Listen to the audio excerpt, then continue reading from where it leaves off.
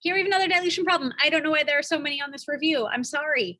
But this one is a dilution of a base. So really important to keep in mind, since we're diluting a base, my molarities, M1 and M2, need to be, it's not a preference, it's a need to be the molarity of my hydroxide. And that's going to drive how I solve this whole problem.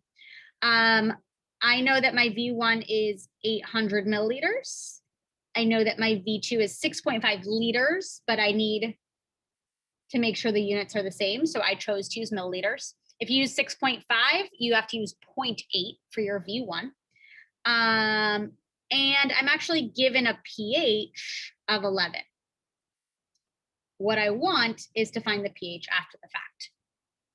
However, I have to do M1 times V1 equals M2 times V2, and my molarity has to be of OH. So I have to go from pH first to POH and then to the molarity of OH. So 14 minus the 11 gets me a POH of 3. Then I can find my OH molarity by doing 10 to the negative 3, or 0.001.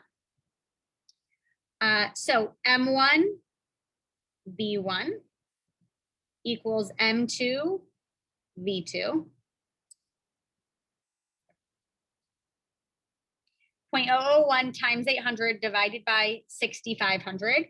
That gets me an M2 of 0.00012, which again, because we diluted a base, this is my OH molarity. So let me get a little more space here. I have my OH molarity, and what they want from me is the pH. I'm not going to be able to do that in one step.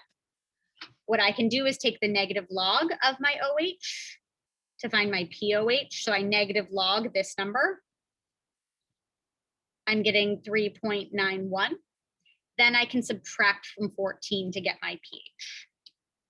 And again, we're diluting bases, so we should still have a base when we're done with this. It just has to be a pH closer to 7 than it was, and this is, so we are good.